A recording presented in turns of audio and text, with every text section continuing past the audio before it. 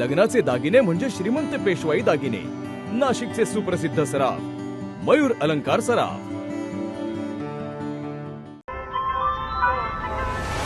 ताज्या बातम्यांसाठी नाशिक न्यूजच्या YouTube चॅनलला सबस्क्राईब करा आणि बेल आयकॉनला प्रेस करा.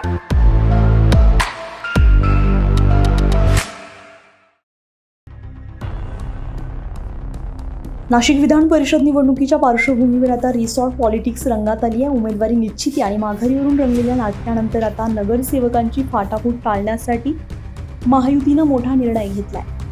नाशिक स्थानिक स्वराज्य संस्था मतदारसंघातील तब्बल 619 नगरसेवकांना पुढील 3 दिवस सहलीच्या नावाखाली बाहेरगावी नेण्याचा निर्णय घेण्यात आलाय. शुक्रवारी नाशिकमधील एक्सप्रेस इन हॉटेलमध्ये झालेल्या महत्त्वाच्या बैठकीत हा निर्णय घेण्यात आलाय.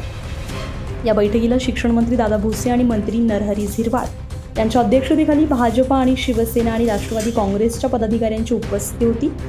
13 जूनच्या सायंकाळी हे सर्व नगरसेवक ठाण्याकडे रवाना होणार आहेत. तेथे 3 दिवस त्यांचा मुक्काम राहील. मतदानाच्या आदल्या दिवशी त्यांना पुन्हा नाशिकमध्ये आणलं जाईल आणि मतदानाच्या दिवशी सकाळी सर्व नगरसेवक थेट मतदान केंद्रावर पोहोचून मतदान करणार आहेत. नगरसेवकांमध्ये फूट पडू नये, कोणत्याही प्रकारचं क्रॉस वोटिंग होऊ नये यासाठीचा सहलीचा प्लॅन आखण्यात आल्याचं बोललं जात आहे. या सहलीमध्ये काही प्रमुख नेत्यांच्या कुटुंबियांचाही समावेश असल्याची चर्चा आहे. या निर्णयामागे एकजूट टिकवण्याचा उद्देश असल्याचं नेत्यांकडून सांगितलं जातं. विधान परिषदेच्या उमेदवार दराडे साहेब यांना महायुतीचे उमेदवार म्हणून समोर कुठल्याही प्रकारची उमेदवारी कोणाची नाहीये, पण माघार घ्यायला विलंब झाल्यामुळे जे 2-3 नावं येतील, पण आम्ही महायुती म्हणून सगळेजण तो महायुतीचा धर्म अतिशय काटेकोरपणे पाळणारा असा शब्द या सगळ्यांच्या वतीनं आम्ही मंडळीने दिले. धन्यवाद. रणनीती काय नरेंद्र दराडे यांच्यासाठी, पक्षाचं काय नेमकं, महायुतीची काय नेमकी भूमिका आहे? नाशिक जिल्हा विधान परिषदेचे महायुतीचे उमेदवार माननीय नरेंद्रजी दराडे यांची त्या ठिकाणी उमेदवारी निश्चित झाली.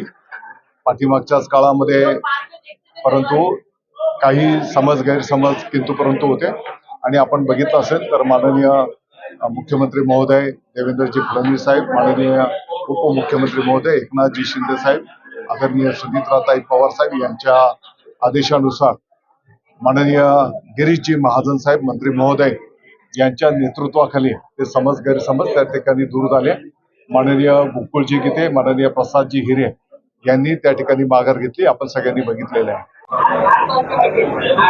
महायुतीची आज जी आहे बैठक झालेली आहे. सर्व मंत्रीगण, सर्व आमदार, राष्ट्रवादी काँग्रेस पक्षाचे, भारतीय जनता पार्टीचे आणि जे आहेत एकनाथ शिंदे साहेबांच्या गटाचे जे आहेत उमेदवार त्यांना पाठिंबा देण्यासाठी जे आहे राष्ट्रवादी काँग्रेसतर्फे सुद्धा पूर्णपणे जो आहे आमचा पाठिंबा आहे आणि त्यासाठीच आम्ही सर्वजण या मीटिंगमध्ये उपस्थित झालो आणि पूर्णपणे आम्ही त्यांचा पूर्ण ताकद लावून जे आहे या उमेदवारांना जो आहे पाठिंबा आहे.